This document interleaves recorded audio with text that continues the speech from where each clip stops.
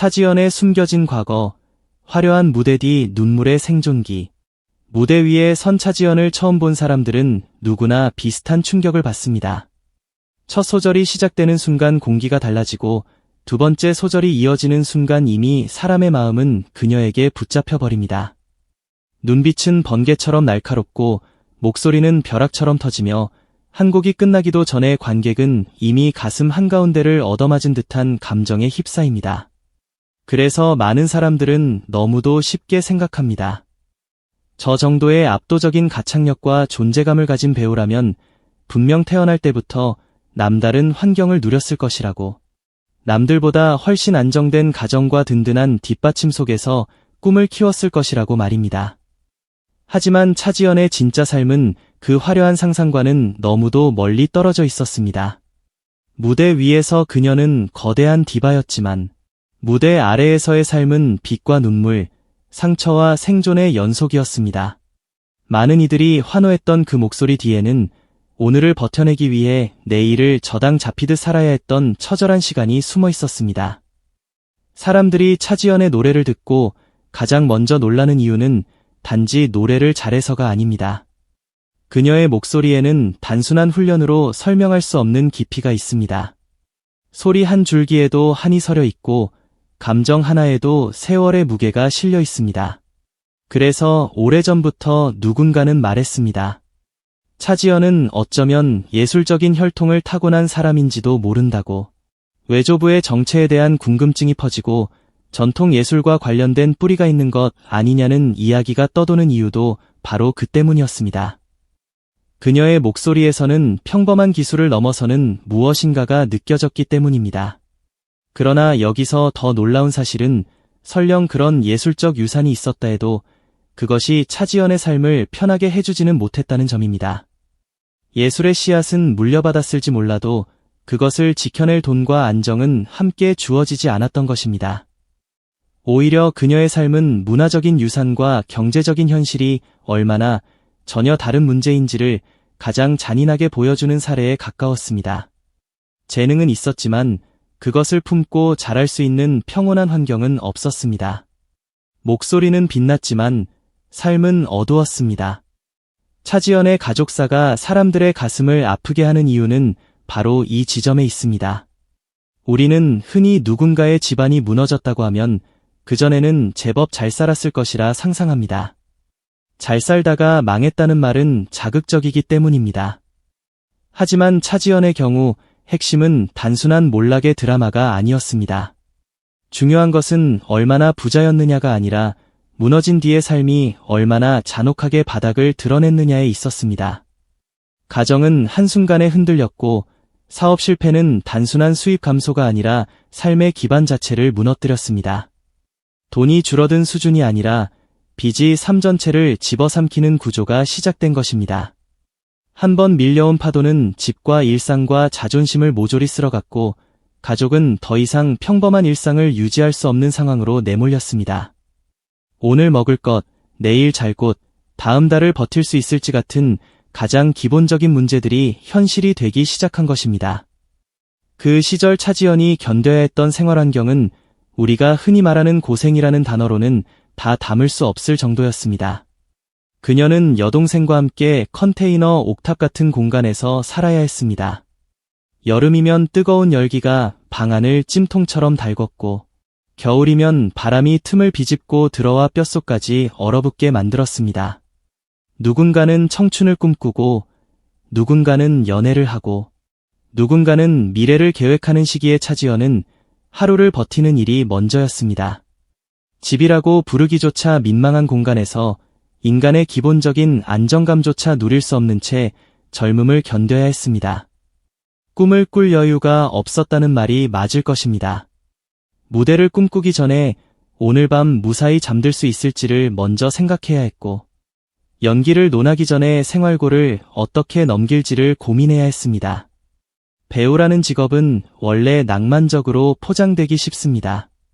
그러나 차지연에게 예술은 낭만이 아니었습니다. 생존을 위한 마지막 줄이었습니다. 그 뒤 조금이라도 나은 환경을 찾아 반지하방으로 옮겼다고 해서 상황이 좋아진 것도 아니었습니다. 반지하라는 공간은 빛이 잘 들어오지 않습니다. 차지연의 삶도 마찬가지였습니다. 벽이 있다고 해서 평안이 생기지 않았고 문이 있다고 해서 안심할 수 없었습니다. 채권자들의 압박은 멈추지 않았고 빚의 그림자는 하루도 그녀의 어깨를 떠나지 않았습니다. 결국 그 반지하 생활조차 오래 유지하지 못했고 짐들이 밖으로 내던져지는 충격적인 장면을 겪어야 했습니다. 집이라는 것은 단순히 몸을 눕히는 장소가 아닙니다. 사람이 세상으로부터 잠시 숨을 고르고 다시 버틸 힘을 얻는 마지막 피난처입니다. 그런데 그 마지막 피난처가 무너졌다는 것은 삶 전체가 맨바닥으로 내던져졌다는 의미였습니다. 그 시절 차지연은 무대 위에서는 배우를 꿈꾸는 사람이었지만 현실에서는 그저 내일을 걱정해야 하는 생존자에 가까웠습니다. 예술을 이야기해야 할 나이에 생존을 먼저 계산해야 했던 것입니다. 이 모든 절망 속에서 가장 상징적인 사건이 바로 많은 이들의 기억에 남아있는 800만 원 이야기입니다. 누군가는 그 숫자를 보고 고개를 갸웃할 수도 있습니다. 겨우 800만 원 때문에 인생이 그렇게까지 흔들릴 수 있느냐고 말입니다. 그러나 정말 중요한 것은 금액이 아니라 그 돈을 마련하기 위해 차지연이 어떤 마음으로 세상 앞에 섰는가입니다. 가족의 생존을 위해, 당장 눈앞의 빚을 막기 위해 그녀는 자신이 출연하던 뮤지컬과 관련된 일본 측 관계자들에게까지 찾아가 돈을 빌려야 했습니다. 그리고 그 자리에서 무릎까지 꿇었습니다. 배우에게 무대는 자존심입니다. 꿈이며 존재의 이유입니다. 그런데 바로 그 무대와 연결된 사람들 앞에서 생존을 위해 무릎을 꿇어야 했다는 것은 얼마나 벼랑 끝에 몰렸는지를 보여주는 장면이었습니다.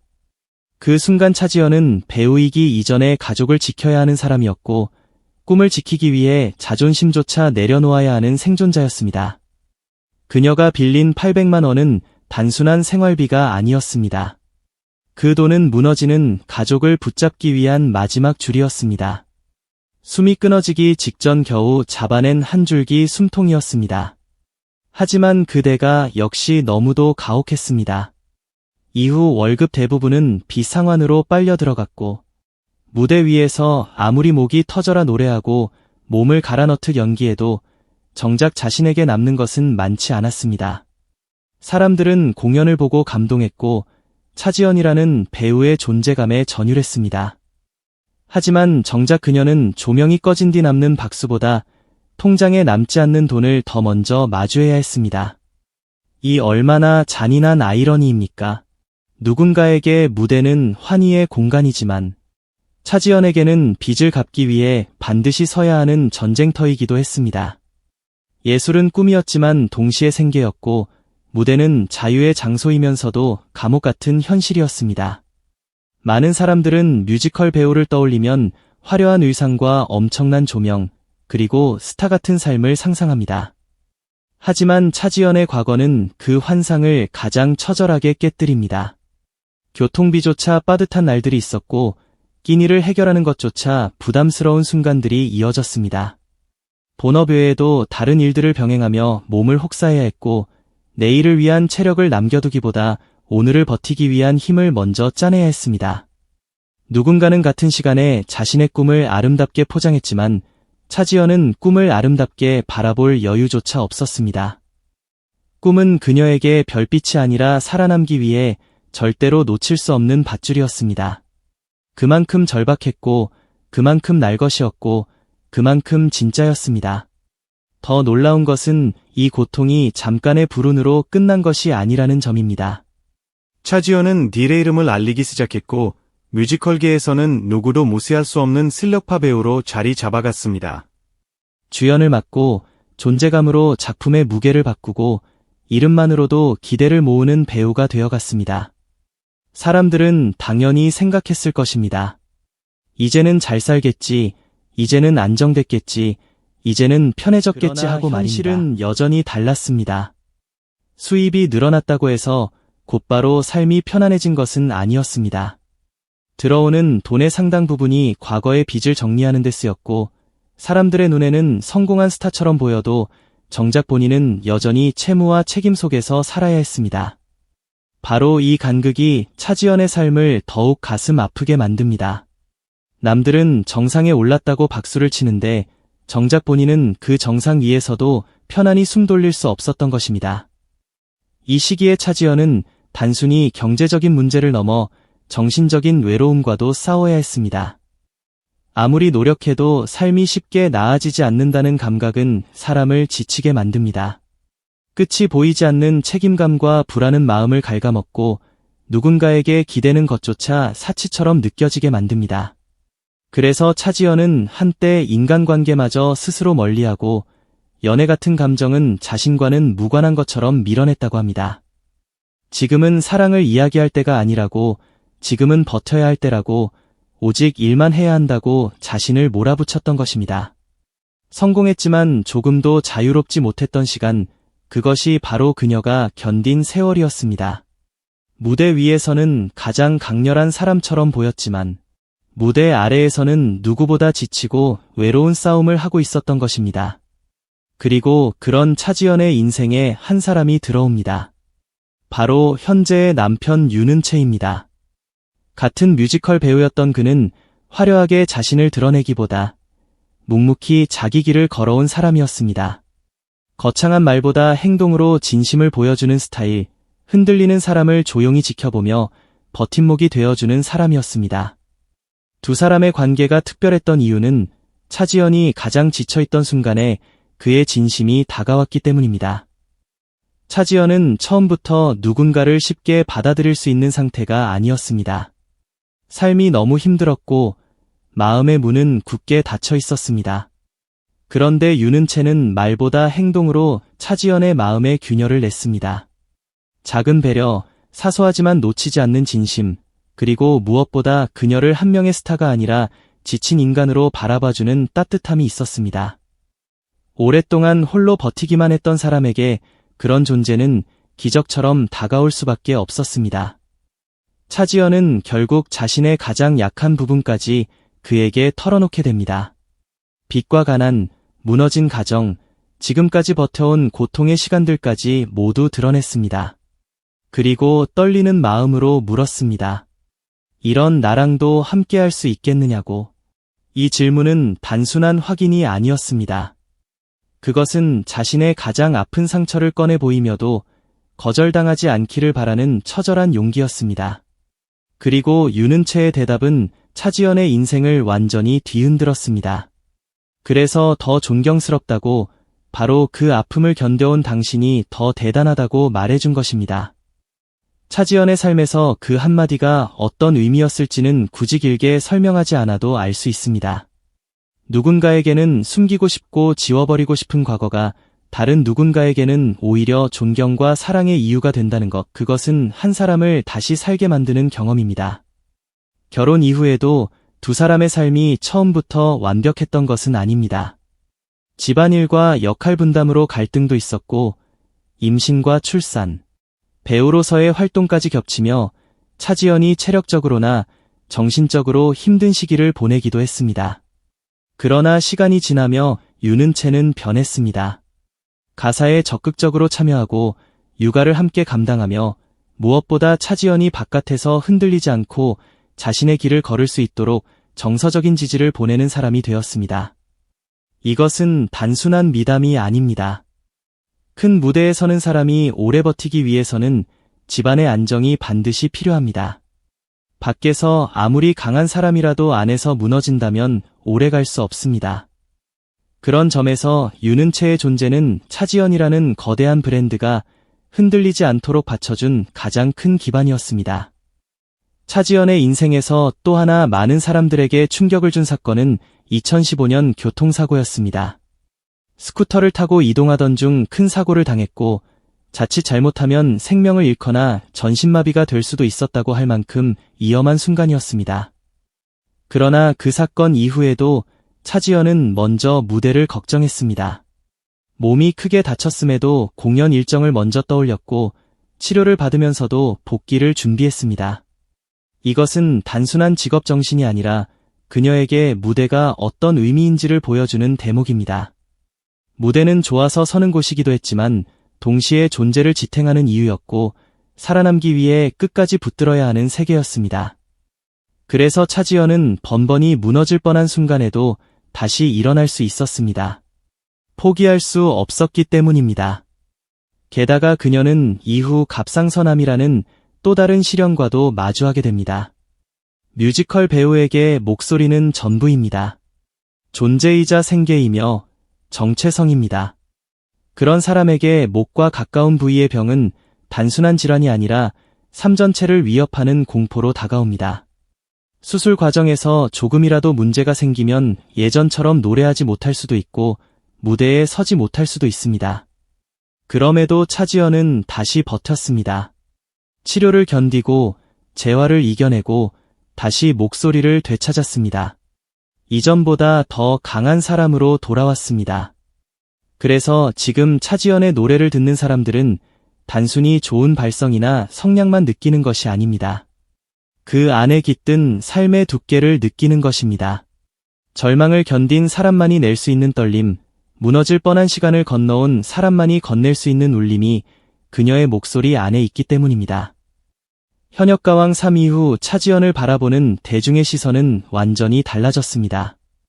예전에는 공연장을 찾는 관객들만 아는 전설적인 배우였다면 이제는 전국이 이름을 아는 존재가 되었습니다. 단순히 노래를 잘하는 사람이 아니라 한 사람의 삶 전체가 목소리에 실려 나오는 가수라는 사실을 더 많은 사람들이 알게 된 것입니다. 그래서 지금 차지연의 무대에는 단순한 박수 이상의 감정이 따라붙습니다. 사람들은 그녀를 보며 놀라고 감탄하고 결국에는 뭉클해집니다. 화려한 조명 아래 선 저 사람도 저런 눈물의 시간을 지나왔구나, 저 목소리에는 정말 인생이 담겨 있구나 하는 사실을 느끼기 때문입니다. 결국 차지연의 이야기는 단순한 성공 스토리가 아닙니다. 그것은 벼랑 끝에 선 한 사람이 끝내 무너지지 않고 자기 삶을 일으켜 세운 기록입니다. 화려한 무대 뒤에는 빛과 가난이 있었고 박수 뒤에는 생활고가 있었으며 강렬한 눈빛 뒤에는 상처와 외로움이 숨어 있었습니다. 그러나 더 놀라운 것은 그 모든 것을 통과하고도 그녀가 끝내 노래를 멈추지 않았다는 사실입니다. 무릎을 꿇어야 했던 순간에도, 집을 잃을 뻔한 밤에도, 몸이 부서질 듯 아픈 시간에도 차지연은 자기 인생의 무대에서 끝내 내려오지 않았습니다. 그래서 그녀의 목소리는 단순한 노래가 아닙니다. 그것은 한 사람이 어떻게 절망을 견디고 다시 살아나는지를 증명하는 울림입니다. 우리는 종종 화려한 사람을 보며 쉽게 판단합니다. 저 사람은 원래부터 달랐을 거라고, 저 사람은 타고난 복이 있었을 거라고, 저 사람은 남몰래 편안한 길을 걸었을 거라고 말입니다. 하지만 차지연의 삶은 그런 편견을 산산이 깨뜨립니다. 가장 강렬하게 빛나는 사람일수록 가장 깊은 어둠을 건너왔을 수 있다는 것. 진짜 울림은 편안함이 아니라 고통을 견딘 시간에서 나온다는 것. 그리고 사람을 끝내 살리는 것은 재능만이 아니라 버티는 의지와 곁에 있어주는 한 사람의 진심이라는 것을 그녀는 온몸으로 보여주었습니다. 그래서 지금 차지연의 무대를 바라볼 때 우리는 단지 한 명의 뛰어난 배우를 보는 것이 아닙니다. 우리는 가난을 버티고 빚을 견디고 상처를 안고도 끝내 쓰러지지 않은 한 인간을 보고 있는 것입니다. 그녀의 화려함은 쉽게 얻어진 것이 아니었습니다. 그 빛은 수많은 밤을 통과한 뒤에야 비로소 완성된 빛이었습니다. 바로 그렇기 때문에 차지연은 더 깊이 사람들의 마음을 울립니다. 그녀의 숨겨진 과거와 화려한 무대 뒤 눈물의 생존기는 오늘도 조용히 무언가를 견디며 살아가는 수많은 사람들에게 이렇게 말해주는 것 같습니다. 지금이 아무리 어두워도 끝은 아닐 수 있다고, 무너질 것 같은 오늘을 버티면 언젠가 당신의 목소리도 세상을 울릴 날이 올 수 있다고 말입니다.